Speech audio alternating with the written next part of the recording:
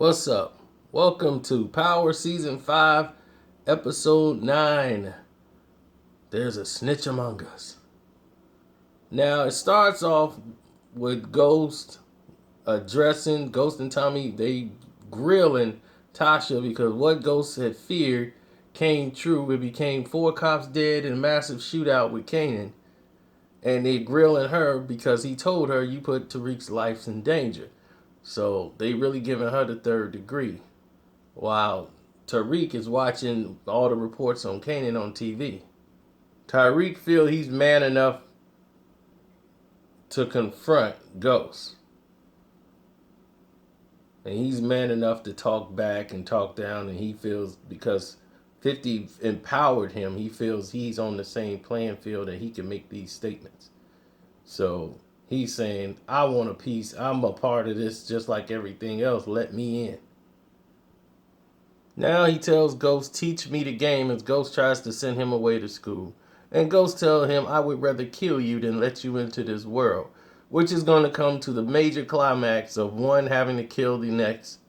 And that's going to be a very dramatic scene since we both have seen these characters grow together. Ghost then attacks Angela because Angela was involved in the process. Like, how could you put my son's life at risk? And she's like, look, it was the best option. You just didn't see it. Setting up Dre wasn't the best idea. Mox and Sax, they put the screws to Tyreke, putting pressure on him, giving him a timeline because they basically everything about them is dated. Time is running out on them. Lala characters Keisha asks some very dangerous questions to Tommy. And even though Tommy's in her corner, these questions, and she's not the type of person that, that seems like she can hold her cool like Tasha. And the boss lady of the La Toros Nojo, the Jimenez brothers, she is going off on Dre and demotes him and promotes just like that. Cristobal is promoted and Dre has been demoted because of all the screw ups that's been happening under his watch. Angela closes in on the Jimenez case so that she can put this on her record. It'll be the biggest win of their career if they can get it this time around, now that they have Diego's proof of death, and now they can move forward towards the cartel. One of the Italians swing by and said, hey, somebody snitching. My guys have been my guys for years, and we ain't never been stopped, searched, or nothing. We got it through, but hey, people are now sniffing around. This ain't never happened before. Angela then swings by Dre's office to try to convince Dre to switch on to Jimenez, which he thought was very entertaining at the time. But this time she can promise him witness protection, and he gets to keep his daughter. So he's tempted. Ghost and Tommy continue to butt heads as they fall into this I told you so, don't trust Tyreke. Tommy, your head ain't right. So once again, Tommy is, look, I'm running this. You ain't helping me. It's all on me now. I don't need you telling me what to do. Tyreke's lying to his best friend for 20-some years. Telling like he's going to turn on Ghost. He's going to turn on everybody. And it's you and me, baby. You and me. We're going to run on everybody. His buddy believes it.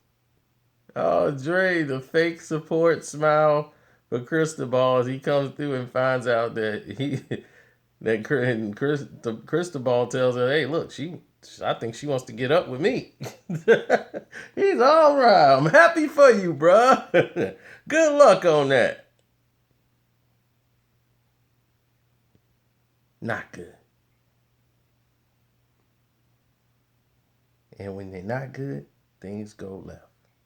Dre's already setting up his next plan as he got his information he needs. As Cristobal opened his mouth a little too much, got too trusting.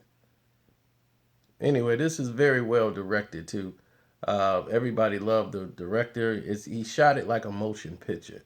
As you can see, there's a lot of long shots that and there's scenes, and they're great. And this is another great shot that they took.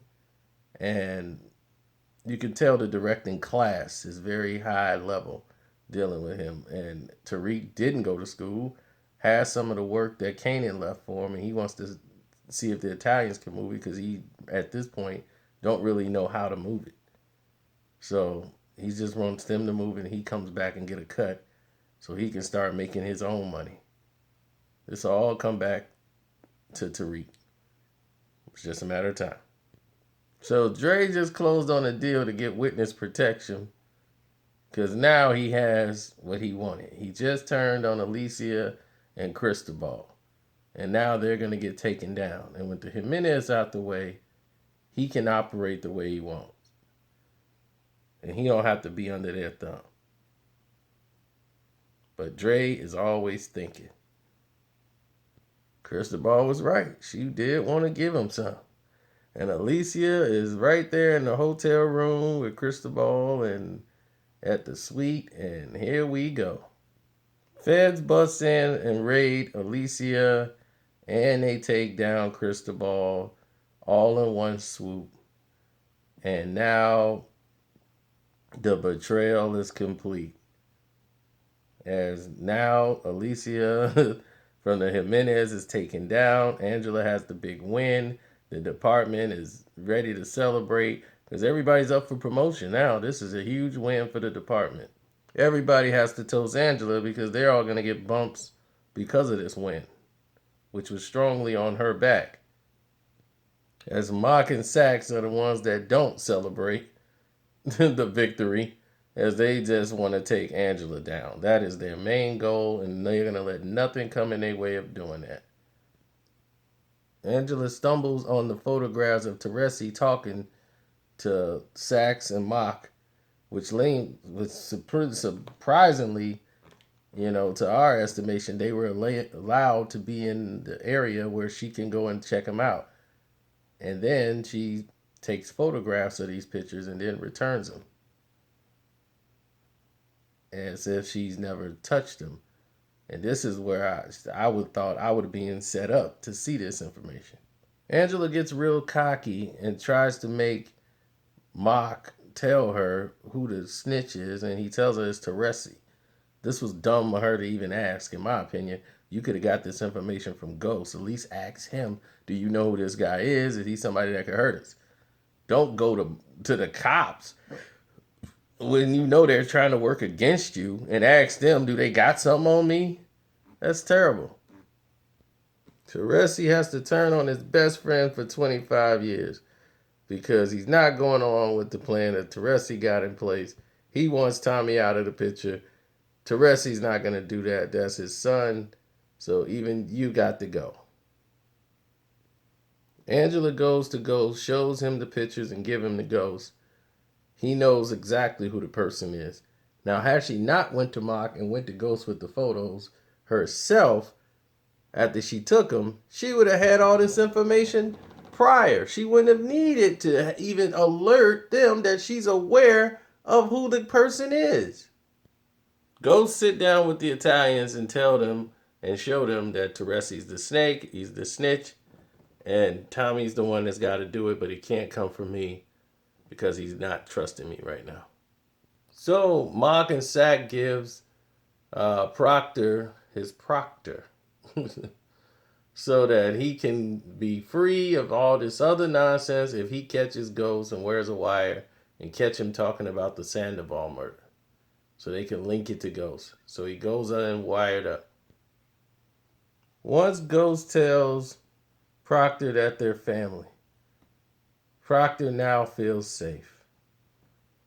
He now feels this is my brother, this is the guy I trust, and he tells Ghost he's wearing a wire. So Ghost is about to throw Proctor over the doggone banister because he kept him in the dark over all this situation. Like, you got a wire on you, all this stuff was developing, and you told me nothing? So he's like, look, there's nothing I could do. They're all over Angela, and she's probably there making a deal right now. So you think she's not going to give you up? You need to make a deal and take Angela down. His whole thing is destroying Angela. Proctor doesn't like her. Okay, that's known. And he's like, look, either you make a deal or save yourself. That's it. They're coming hard for her. The Italians tell Tommy You got to take Tyreke out. I don't care if he's your father. He's a snitch. Either you do this or both of you die.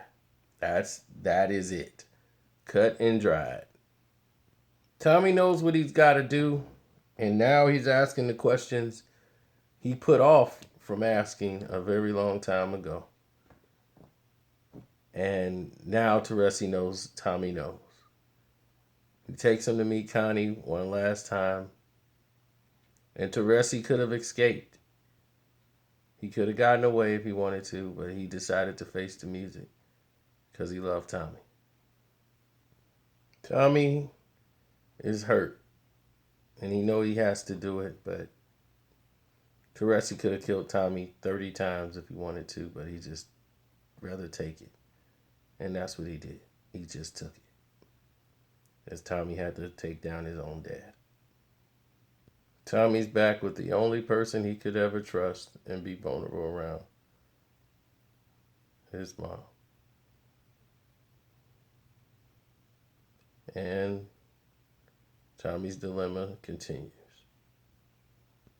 And surprise, surprise, they are ready to charge Angela after her involvement in this whole cartel thing here. They have no witness to anything, but they're ready to charge her, which makes no sense to me whatsoever. She just got the biggest win in the company's history. And the fact that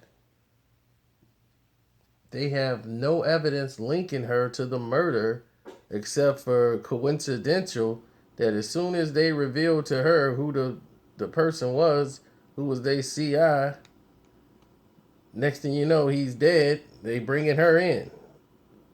So this is a big play by the State Department that even if they want to pursue it, they have no evidence to pin on her. And I'm sorry, but why is she here? Her case is closed. She has no business being in the Department of Justice. What are you doing there? She's just right there to smirk. I'm here for my smirking appearance. And now they want Angela to turn on Ghost and everybody that's associated with him. What would she do now? So this is the recap. I hope you guys enjoyed it as much as I did. This was a great episode. Great follow-up to the highest grossing episode ever was the death of Kanan, to show you who the show was truly about. This was a great follow-up to it, as now people who were saying Power sucked early on in the year, nobody's saying nothing now. Everybody is quiet as a church mouse as we get ready for an epic 72-minute long Power finale this Sunday coming up. Hope you guys are ready. It's your boy Carcino. I'm out. And that's it. That's all. Oh, yeah. And click the link in the top corner. You guys get to see the other videos that we got about Power in the playlist. I'm out.